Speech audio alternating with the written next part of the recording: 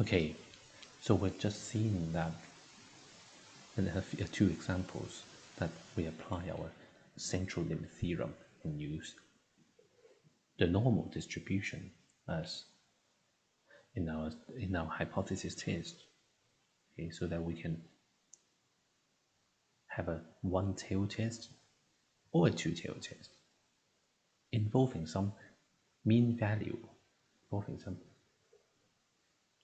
mean value of that we're trying to guess, okay, whether we're trying to test whether it is true, so that we will write down some hypotheses, the null hypotheses and alternative hypotheses, and then we work out using our significance level here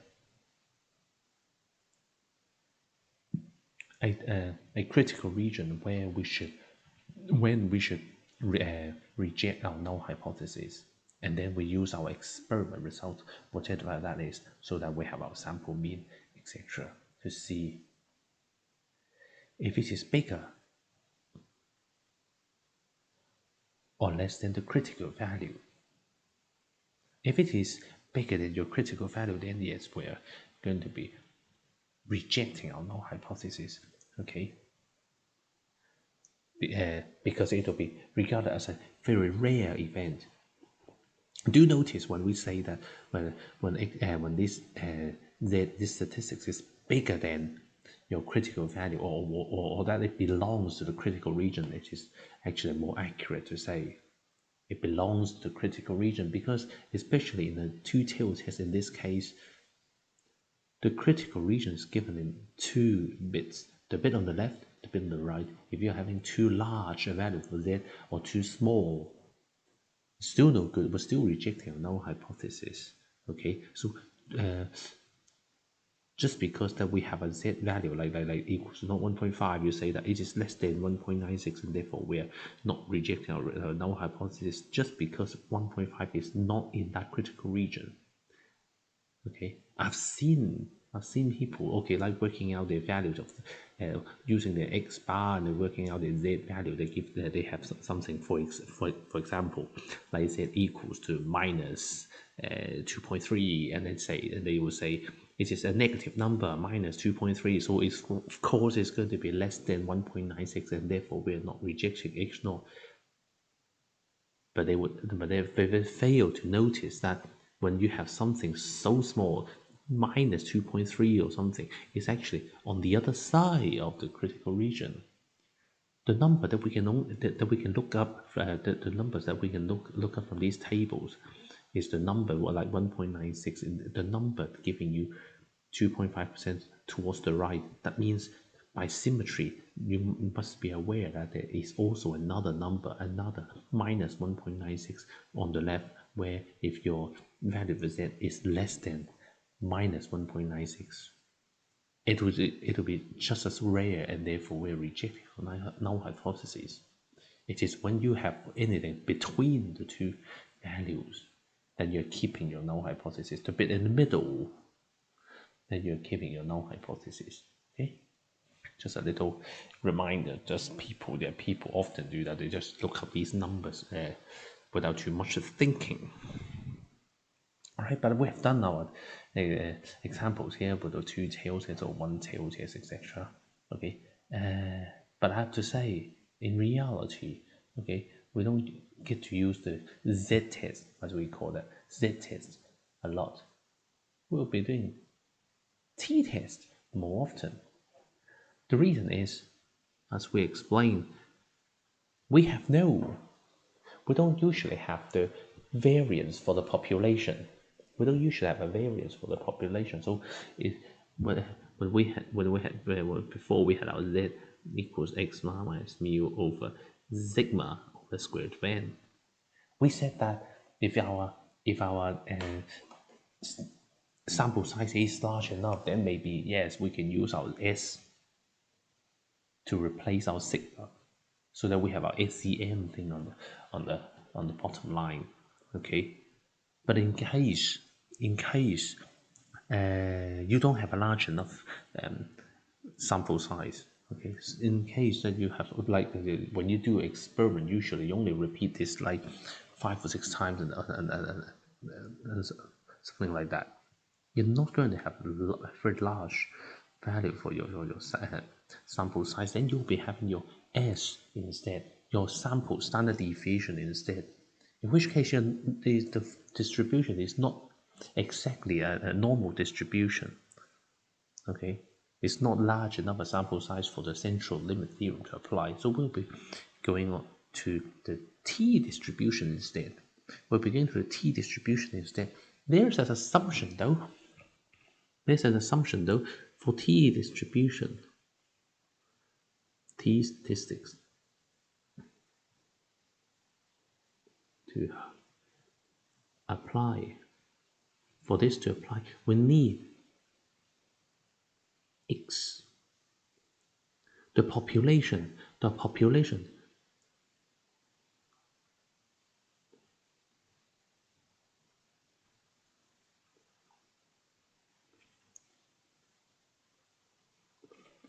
We need X. The population has a approximately normal distribution.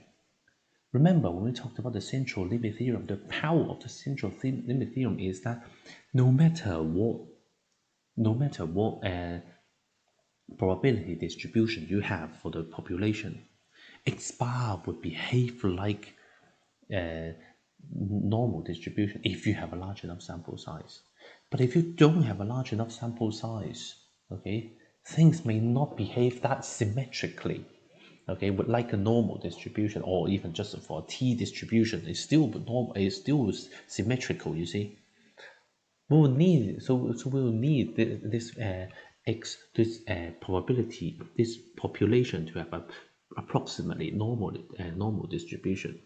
Okay, very important assumption that if you have something very skewed to one side, then maybe the T distribution is not the best way to do this. Maybe you would like to you should have your sample size increase so that you will have your central limit theorem to apply again. Okay, but for the moment, X bar would, or this guy here, this particular expression, okay, would behave like a T distribution. Okay, would behave like a T distribution. Well, provided your population has a roughly normally distributed. Okay, and we have our so that we have our S instead of sigma. So our S instead of sigma. Okay, so well, but the rest is all is the same. The rest is the same really. If you have a T distribution, is that you have more to worry about because you have this is not a nice and simple normal distribution. You have to worry about degrees of freedom.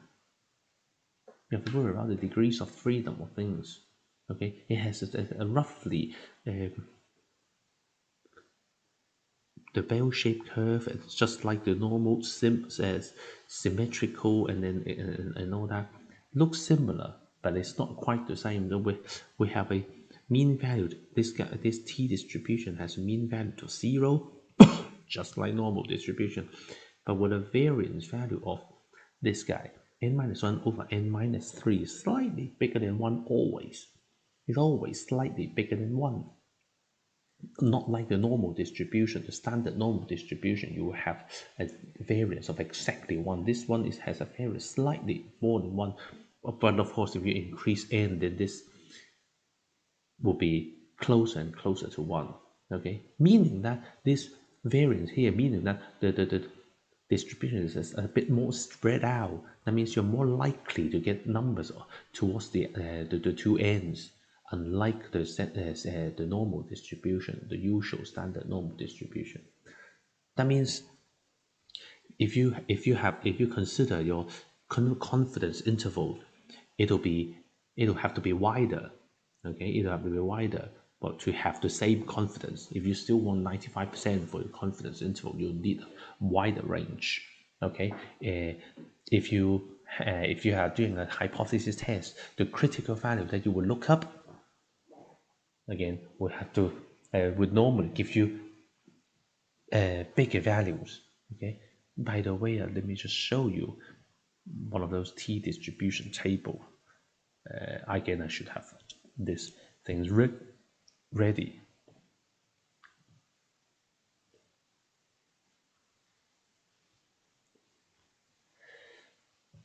Sorry about that. So don't know if you can. Yeah, okay, I can. So the thing about t-distribution is that we have the table, but this one is not quite the same as I think I've shown you this picture before, haven't I? The main difference between the t-distribution table and later the chi-square distribution table, okay, is that we're using it kind of in the opposite way. Not exactly like having the value of z, we look at the probability value. We use this mainly in our hypothesis test and our confidence interval and all that. So we usually have a fixed value for alpha. We usually have fixed values for alpha, like alpha equals to 5% on the right, 2.5% on the right. Do you notice the first thing is the probability, the area is measured from the right, not from the left, not like those binomial distribution, not normal distribution, that sort of table. They measure things from the left. These guys, they are measured from the right, and they give you values that give probabilities of like 5%, 2.5%, etc., and 1%, etc.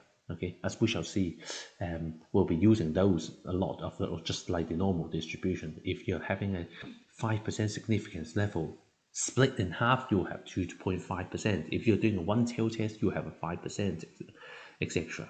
And then we have another thing called the degrees of freedom. In this case, in here we're using V for that, but sometimes you'll just see things written as DF. Okay, DF, degrees of freedom. So you will see that for different degrees of freedom. Well, that really is just sample size minus one, n minus one. So if you have a large sample size like 30 or 16, etc., you take away one, then you have the degrees of freedom. You notice these numbers, okay? If you have too few of them numbers, okay, very few numbers that you have the very small samples size here, that means it'll require a lot larger number in order for you to reject your null hypothesis. Because if you have too few of them numbers, they can be anything. So we take into account of these things, and therefore it is likely that your sample mean or know that your t will have a value somewhere else, not quite close to the middle. Okay, so that we have to account for those. So that, but if you increase your sample size, as you increase the sample size, the numbers here is reduced. The critical values here reduces. Okay, until if you have if you imagine you have an infinite sample size here, an infinity for your sample size so large that eventually that your t distribution will be just the same as the normal distribution, will be back to 1.96. If you remember this number, okay. When do you get 2.5% towards the right? That is 2.5% towards the left. That means 95% right there in the middle.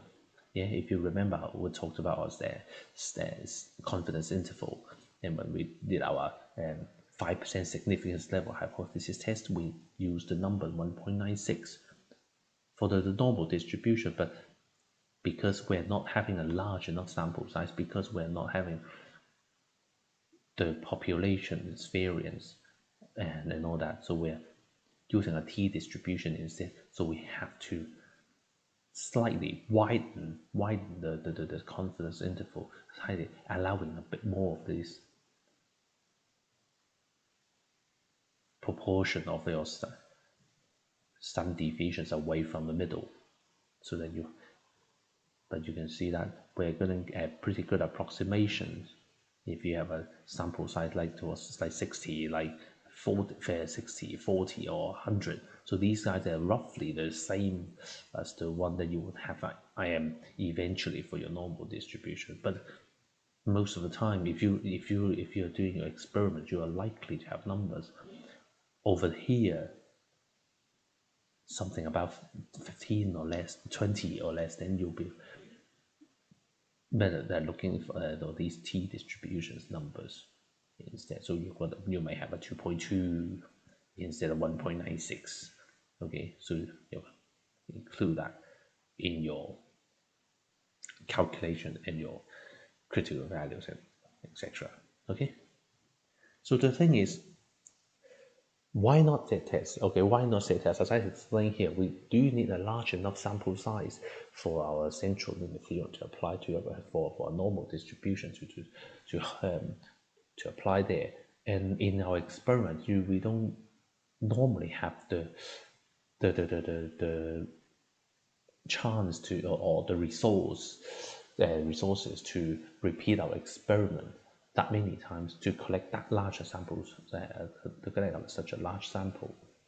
If we are doing things like some kind of sociology experiment, we're talking about thousands of even tens of thousands of people and human behavior, that sort of thing, then of course we wouldn't have to worry anything like this at all.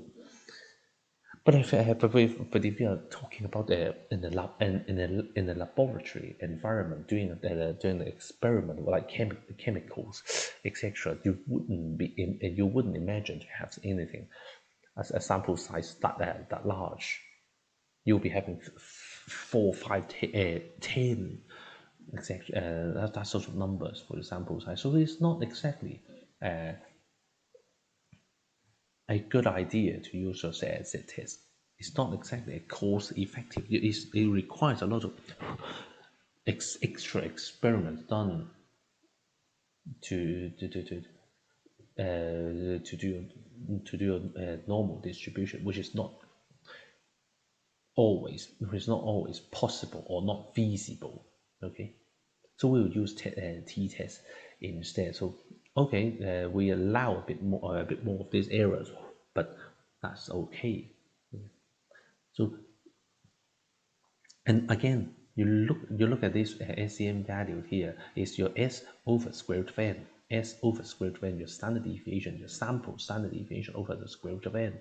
Okay, so as I've shown you just now with the table, if you have a large sample size, if you have a higher degrees of freedom, okay, then you're more likely to have the true population thing.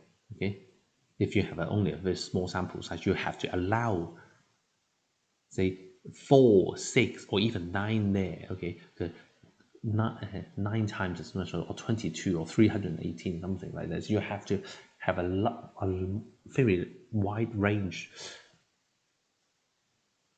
to find your to find your true mean value or true whatever thing that you're looking for. Okay, then as we shall see, okay, if we were to keep our 95% confidence interval or 5% significance level, okay, we'll have to be careful about our sample sizes as we go. Okay, notice that the difference between the t-test and the z-test. Okay, so we have these whatever t-test in here. Notice that okay, we have heavier tails. The difference between the t distribution and the normal distribution has heavier tails compared to the normal. Okay, making it less likely to reject our null hypothesis. Okay, making it less likely to reject the null hypothesis because our sample size is not large, and therefore we can have numbers, well, not quite towards the middle, and therefore we must allow for that, so that it's less likely to reject our null hypothesis. We need something a lot more extreme in order to reject it. Okay, so here's the thing. So, let me quickly go through an example, then you understand. These things really have no difference from before. Doing a t-test really is the same. So suppose that we have we'd like to investigate, okay, the effects of some smoking parents on children's IQ. So if your parents are smokers, what happened to your children's IQ? Is there any change? Is there any difference compared to the ones who don't smoke at all? Okay. So suppose I'm doing this with a small experiment. I've only got 20 families here. Okay. Of course, this is only a very rough uh, experiment, a very simple one. So we've got parents smoking. Do we mean both parents, or just one of them, or should we, well, take into account these things, or just the mother being a smoker, etc. But for the moment, let's consider this simple experiment we have with parents smoking, and what sort of effect do we have on children's IQ? What are the hypotheses? Well, the thing is, your null hypothesis would be the mean value. Okay, the mean value of IQ, well, is that they will have the children will have an IQ of just like normal people, just like everybody else, just like the mean value of 100. Well, I remember that's how the IQ is defined. Okay, normal people, on average, people will have an IQ of 100. Then, of course, your alternative hypothesis would then be the IQs being the IQs of children with smoking parents smokers, being smokers, would be not equal to 100. Would be not quite normal. Okay, and you well, in here I'm just assuming we're doing a one. I'm sorry, I'm doing a two-tail test. You notice I'm doing not equal to 100. Well, you never know. You never know if your parents are smokers. Your children's the children the parents are smokers, and the children's get higher IQs. Maybe you never know. But suppose that we didn't know anything about smoking and cigarettes, and so for the moment it will be a tail test.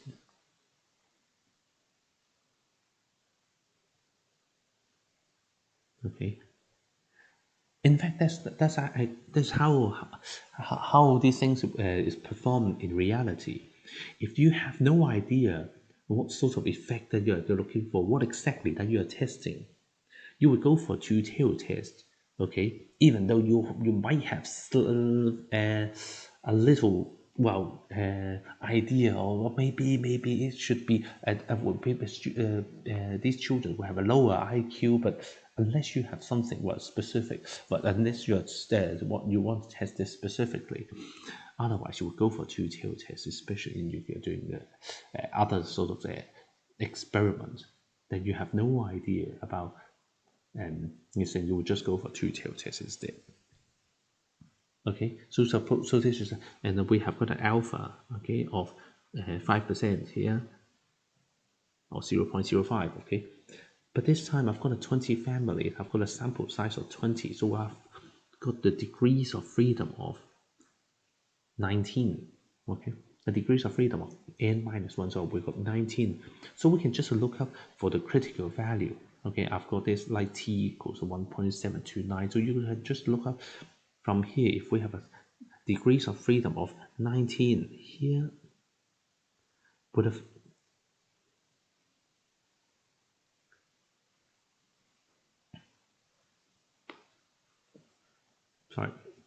sorry. So if a degrees of freedom of 19, this gives you a probability of 0.05. So you notice I'm making a mistake here. Okay, if this is a two-tail test here, if this is a two-tail test with a significance level of 5%, that means I do want 2.5% this way and 2.5% on the other. Okay, so it will not be 1.729, which you can see from here. 1.729 is for the degrees of freedom of 19, and with a probability of 0.055%, all on the right hand side. Okay, that's not what you're looking for. Yeah. So be careful. We all make mistakes like this from time to time. So it will be this here is the probability value if you have 5%, all go to this way. So you go 1.729. You should have a value bigger than 1.729 in order to give 2.5% only. So it will be the one next to it, 2.093. It will be at 2.093. Okay. Sorry for my mistake here. Okay. Then what? So you check out. So you use your you check out the sample mean. Suppose that when you actually perform your experiment, you get to 20 families, you get their children to check their IQ. So they give you a sample mean of 95, and then we ask the same question as before. Is 95 too far away from 100? How do you know that? So we've got the sample mean and we've got a sample standard deviation as well. Okay, so we work out the value for t as just like before. So we work out the value of t equals to your x bar minus mu over your s over square root of n. In this case, I've got a 95 here, I've got a 100 there, and I've got my standard deviation of 10. Of course, I'm making numbers up so that the calculation will be slightly easier. And I've got a sample size of 20, so that I've got a what? 5 there, 10 there, I've got 2 times, I've got what? 4, 2, but sorry, this. Okay. Yeah. Of course, you may prefer to use your calculator instead, and then you have your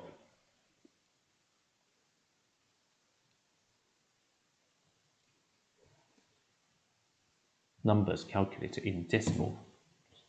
Minus 2.236 or minus 2.2 or something. Okay, and that is your value of t coming from your sample, your sample. You notice it is less than your minus, what do we say? 2.093. 2.093. Again, the critical value that we look up is 2.093. That means 2.093 on the right, and we've got minus 2.093 on the left. Don't forget that.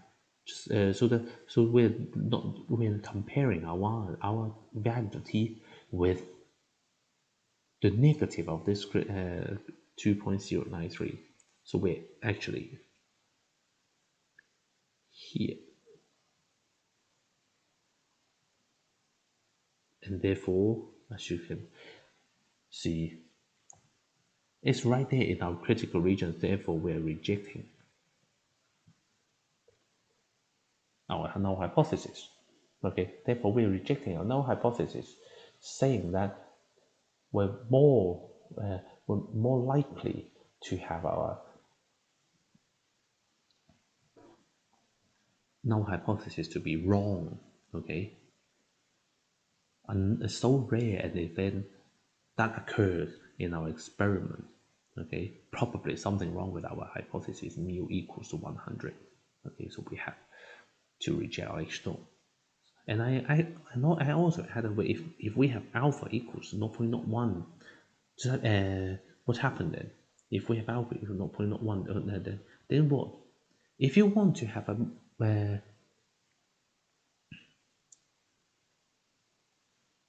smaller value for your significance level, what does that mean? That means you're making it harder for you to reject your null hypothesis. You're making it harder. Okay, you need more evidence. Okay, to prove your null hypothesis wrong. So while your 2.093 is here, giving you 2.5%. Okay, if you have an alpha of 1%, that means you have to split that 1% two ways, so that you have 0.5% on the left and 0.5% on the right. So we just look up again from these tables. 0.5% is here, but the degrees of freedom of 19, we've got, let's say 2.861. We've got 2.861. That means we have minus 2.861 here. But the value of t we've just got is here.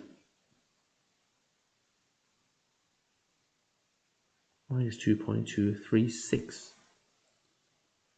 If we change our significance level, if I change our alpha to a smaller value, making it harder to reject our null hypothesis, then yes, in this case, the value of t that we have doesn't belong to our critical region anymore, or we are not rejecting our null hypothesis, and therefore we're keeping, or we're not rejecting our null. Okay, does that make sense? Yeah. So it kind of depends on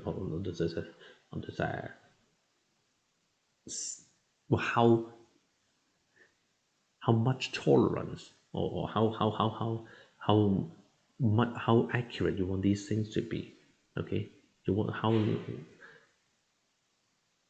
would you like your results to be? Well, like reliable. Okay, so if you're reducing alpha, it means you need a lot more evidence before you can say your H0 is not true. Okay.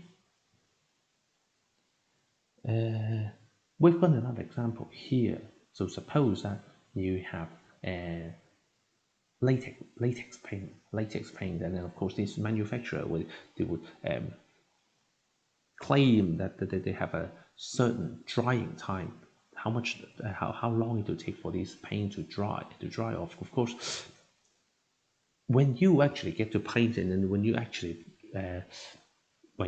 paint it, of course, these things, the time for these things to dry depends on a lot of factors. Okay, like the humidity of the day, like the skills of the workers, etc. How exactly you apply this paint and all that. So of course these things would be different. But I suppose that here we were trying to test the manufacturer's claim.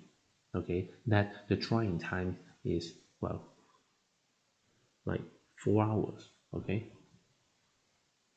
whether this is 4 hours. Okay, we collect some sample here, do some experiment, get some of these paint, and then just apply them at different times, different days, and then use different paints, of course, and see what happened.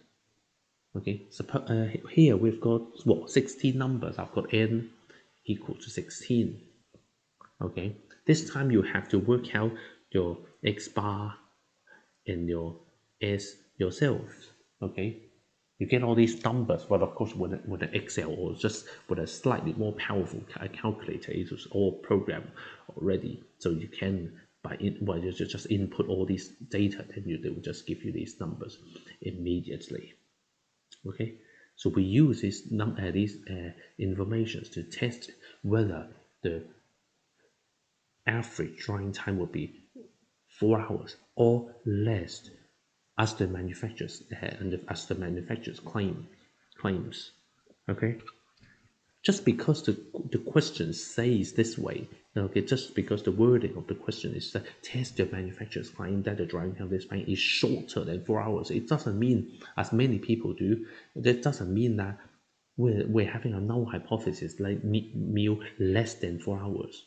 Remember, we discussed that before. If we have a null hypothesis of something like this, like mu less than 4, what exactly do you use in your calculation? We're almost always to have a null hypothesis would equal, well, the one with equal sign. Okay, In this case, really, some people might do, some people might write mu greater than or equal to 4.0, testing whether this is true, whether it is greater than or equal to 4.0 or just less than 4.0. But in their calculation, they're most likely going to have to use alpha mu exactly equal to 4.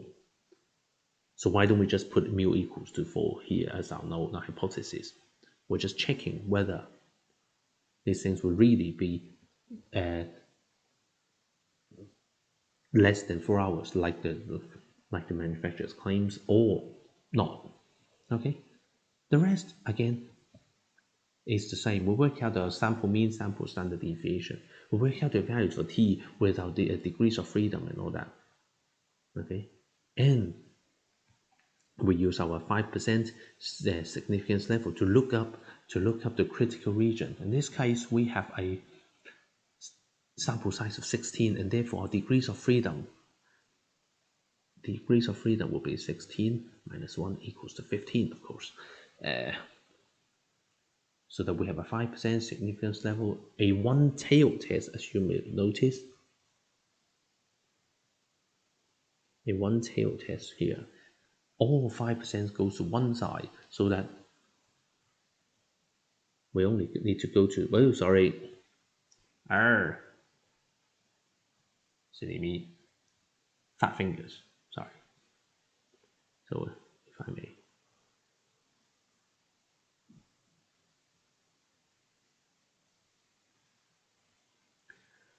Go to my 5%, and with a degrees of freedom of 15, so 1.753. So it will be 1.753 for our critical value. Yeah, but this time we're doing it to the other side, not the right hand side, but to the left hand side. We want to test whether it is less than 4.0. If sometimes these things are called left tail or right tail or two tail. Okay, to be clear, to be clear. Okay, so this one is a left tail test. So we are taking the negative value minus 1.753 instead. Okay, it's minus 1.753 instead. So this is our critical value. If you get anything less than that, then we are rejecting our null hypothesis. Then we use our sample mean, sample standard deviation, and we can work out the t that is greater than or closer to the middle than your critical value, and therefore we're not rejecting our H naught. Therefore, we cannot say that these paints, okay, really would have a drying time less than 4 hours. Okay, I wouldn't immediately say that is the manufacturers like lying and or what, because we've got a small sample size, we've got a quick experiment here. Maybe we have to apply the paints in a better way, or with more skillful workers or whatever days or times, etc. So but it's at the moment, according to what we have so far, with the evidence that we have so far, we cannot say that it is that the drying time will be less than 4 hours. Okay, we're not rejecting our null hypothesis. Again, if you're interested, okay, to see what actually the probability should be, okay, Excel allows you to work out these probabilities. Okay, if you have 1.05 for the t value, it will give you a probability of roughly 15%. It's not shown here. It's not shown in here. If you have 1.3, if you have 1.3 for your value of t, you've got a probability of 10%. So if you got 1.0 something, it's going to be more than 10%, but what exactly that equals to, it's not shown in these tables, but Excel can do this all for you. Okay. So let's just stop here with you notice that this you will see that this t-test is essentially the same as what we have for our z-test. The next time we're going to see two sample t-tests. What if we can have two samples to compare, okay, instead of one sample, okay?